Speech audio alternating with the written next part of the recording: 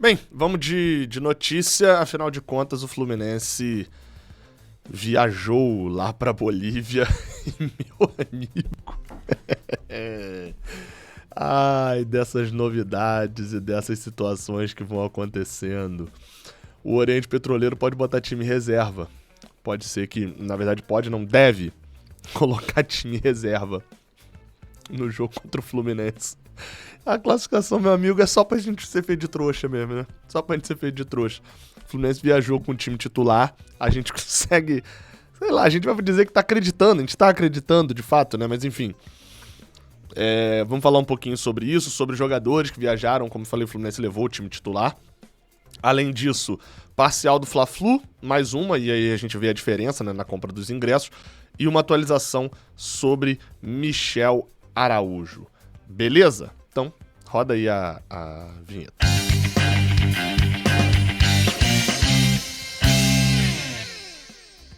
Seja bem-vindo, você guerreiro de todo o Brasil, de todo mundo, aqui ao canal Raiz Tricolor. Eu sou Gabriel Amaral, eu sou jornalista por formação e sou tricolor de coração. Você deixa seu like aí embaixo, se inscreve aqui no Raiz Tricolor. Não dá mole não, cara, se inscreve aqui no Raiz Tricolor mesmo.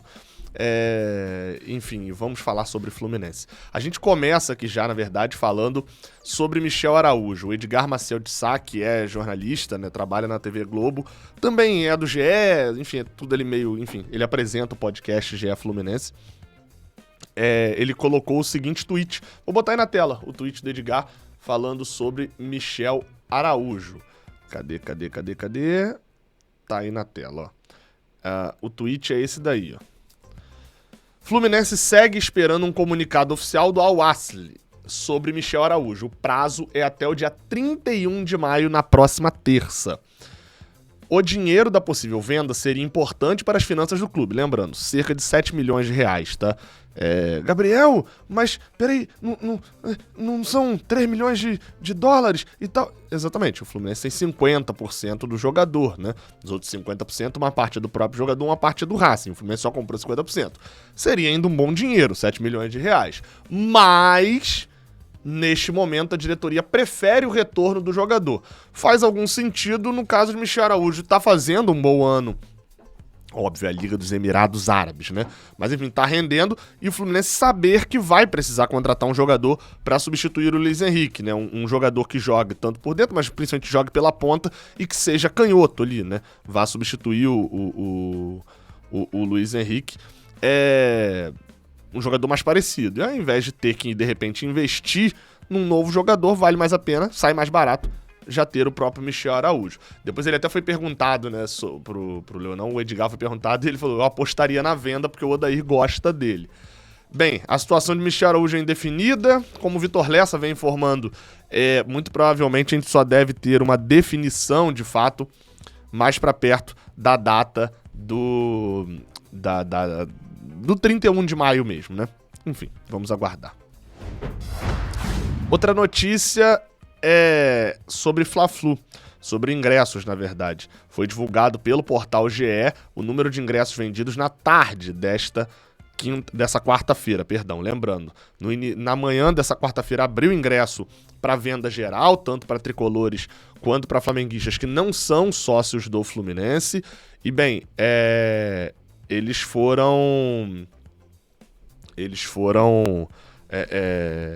utilizados, né, esses ingressos, foram vendidos, perdão, esses ingressos agora, já também para flamenguistas. Lembrando, até o final até o momento do início da venda, eram cerca de 10 mil tricolores que já tinham comprado o ingresso. Por que tricolores, Gabriel? Como é que você sabe de tricolores? Porque são sócios do Fluminense. Então, até aquele momento, eram 10 mil sócios do Fluminense que haviam comprado ingresso, obviamente a maioria para o setor sul, mas não todos. E foi divulgado, como eu falei, pelo portal GE, os números de ingressos, já que já ultrapassamos os 21 mil ingressos vendidos. Vamos lá, rapidamente, até porque esse número provavelmente vai ser atualizado ainda, porque mais ingressos já foram vendidos nessa quarta-feira. Cerca de 8.500 para o setor sul e 6.300 para o setor norte, ou seja, a princípio dá a entender de que teremos mais tricolores, mas obviamente o Fluminense já podia comprar desde domingo, o Flamengo tinha comprado, 5, 6 horas de venda de ingresso. No setor leste, que é um setor misto, quase 5 mil torcedores, considerando que 10 mil check-ins do Fluminense haviam sido feitos, te imagina que setor leste esteja meio a meio, pelo menos, né? 2.000 e pouco para cada lado. Maracanã mais cerca de 1.000 ingressos. Enfim, esse era o número da tarde. Até o momento, a gente tem, sei lá, quase um terço do estádio cheio, né? A gente vê um meio a meio. É óbvio, a tendência é que, com a abertura do público em geral, a abertura de bilheteria, os flamenguistas comprem muito mais ingressos.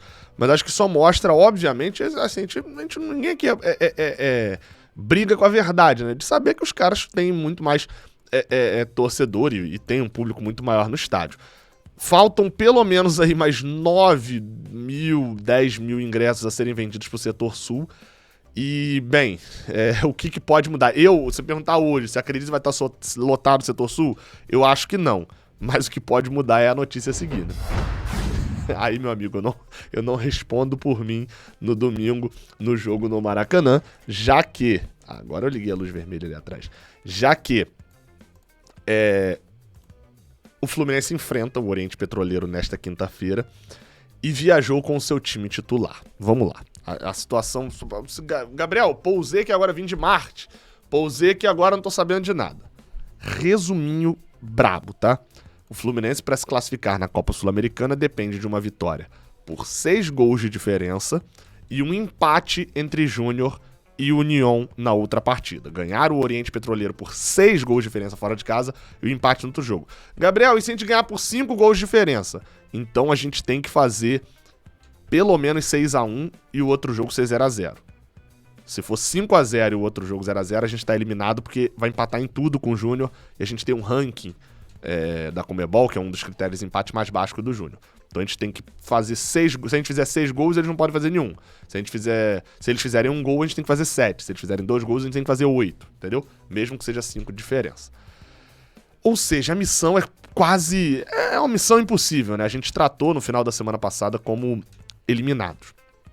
Bem, eu trouxe informação sobre isso aqui, de que a diretoria do Fluminense e a comissão técnica do Fluminense, nem Fernando Diniz e nem Mário Bittencourt, né, pegando 2 expoentes, tratam como já eliminados. Pelo contrário, vem uma oportunidade do Fluminense conseguir mais uma classificação heróica e, de fato, se juntariam ali, né, a algumas outras que a gente já tem. E vão enviar força máxima. Já dei a minha opinião aqui várias vezes. Acho que era o tipo de jogo que a gente poderia largar, né? Enfim, acho que valeria mais ao longo da temporada utilizar essa semana livre. Porém, viajaram o time principal. Quem viajou, Gabriel? Fábio, Muriel e Marcos Felipe. Os 2 zagueiros, David Braz, Matheus Ferraz, Lucas Claro e Manuel. Gabriel Nino não viajou? Sim, nem Nino, nem David Duarte viajaram. No caso de Nino, ainda se recuperando da lesão que sofreu na última partida, né, da lesão muscular, David Duarte não viu qualquer situação. Resumindo, David Braz, Matheus Ferraz, Lucas Claro e Manuel serão os zagueiros contra o Oriente Petroleiro. Os laterais, Marlon, Samuel Xavier, Calegari e Cris Silva. Pineda também é uma ausência por questões físicas. O jogador já ficou fora da última partida e segue fora agora. Nonato, Iago Felipe, André e Wellington, Ganso, Natan. Meio de campo completo, né? Quem não viajou foi Martinelli, mas confesso que não achei nenhuma explicação para Martinelli não ter viajado, assim, questão física, a princípio. Pode ser que algum repórter tenha falado, etc., mas confesso que não me atentei, né? Para alguma explicação do porquê Martinelli não viajou. Mas, ou seja, vai com o que tem de melhor, né? A princípio. Continuando. Cadê? Ganso e Natan de meias e atacantes Caio Paulista, John Arias, convocado para a seleção colombiana, William Bigode, Luiz Henrique, Germancano e John Kennedy. Exatamente, o jogador voltou a treinar com bola nessa semana e já viajou para a Bolívia depois de seguidos casos de lesão, indisciplina e indisciplina extracampo e extra-treinamento também. Mas está de volta e vai para a partida, desembarcou já lá na Bolívia com o time do Fluminense. Ou seja, o Fluminense levou o que tinha de melhor à disposição. Paralelamente a isso, matéria do GE. Globo, agora da noite da quarta-feira, intitulada Nas quartas de final na Bolívia, Oriente Petroleiro deve poupar titulares contra o Fluminense. É o que eu tô falando, né? É pra dar... Eles vão jogar no domingo contra o Bolívar, em casa, né? Pelas quartas de final. E bem, como eles já estão eliminados e não tem nem, enfim, não tem chance de fazer nada na Copa Sul-Americana, muito provavelmente a ideia do treinador do Ervin Sanchez é a seguinte, vou ler aqui o trecho que eles vão falar, tá? Temos 35 ou um pouquinho mais de jogadores. Para nós, todos são titulares. Aquele miguezinho clássico de técnico, né? Para mim não existe time titular ou reserva. Obviamente, nos outros campeonatos, sempre há jogadores que têm mais minutos que outros. Mas nós sempre dizíamos para seguir mantendo, que teríamos que competir em ambas situações. E creio que fizemos isso. Nosso primeiro objetivo era entrar na fase de grupos da Sul-Americana. E conseguimos. Lembrando, eles jogam uma fase antes, né? Na Sula. O segundo objetivo era obter a classificação para as quartas de final, né, no boliviano, e também conseguimos. E com muitos jovens, mas não querem dar valor a tudo isso. Seguimos trabalhando com a mesma unidade de sempre. Sabemos que o Fluminense é um time grande, forte, com outras expectativas a nível internacional, mas isso, para nós, tem que ser motivo de orgulho e de motivação de poder enfrentá-lo. Ou seja, ele não deu muitas pistas, mas está bem claro. A prioridade agora é onde pode passar. E eles podem passar no campeonato boliviano contra o Bolívar, apesar de ser um jogo muito difícil. Bem, cada vez mais, assim, deixando claro, né? Eu falei isso antes, falei na semana passada. Cada vez mais vai se mostrando um erro. Fisicamente, o Fluminense ter viajado com o time titular para a Bolívia, né? Esquece cada vez mais, né? Para mim, se mostra um erro ter viajado para a Bolívia com o time titular, correndo de ter uma lesão, enfim, pré-Fla-Flu. Porém, a partir do momento que viajou e eles estão com reserva, isso coloca uma pressão extra no Fluminense de que o Fluminense precisa pelo menos chegar perto da sua parte, né? O Fluminense precisa no mínimo fazer 4, 5, 6-0 em cima do Oriente Petroleiro. Se coloca nessa posição de pressão a partir do momento que é um time que perdeu para todos os times do grupo. O Oriente Petroleiro perdeu todas as partidas. As 2 que jogou em casa e as 3 que jogou fora. Não tem nenhum ponto na competição e pouco fez gol na competição, na verdade. E o Fluminense, e esse time Oriente Petroleiro vai jogar com o time reserva, né? Ou pelo menos um mistão, e a gente vai com o time titular. Isso coloca uma pressão gigante em cima do Fluminense. Pode não se classificar, tá? Pode fazer 6-0, 7-0 e não se classificar. Mas precisa, pelo menos, chegar muito perto de fazer a sua parte, o Fluminense. Se colocou nessa condição de obrigação a partir do momento que é o titular contra o reserva deles.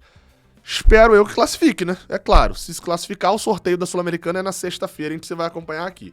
Se não se classificar, eu espero que pelo menos o Fluminense faça a sua parte agora, já que não fez a sua parte contra o União em casa, de pelo menos não tomar uma goleada do Júnior de Barranquilla no jogo fora de casa e, é claro, não fez a sua parte na semana passada contra o União fora de casa, os 3 jogos que podem ter nos eliminado. Que vença o Fluminense, que goleie o Fluminense e que haja empate no outro. Valeu.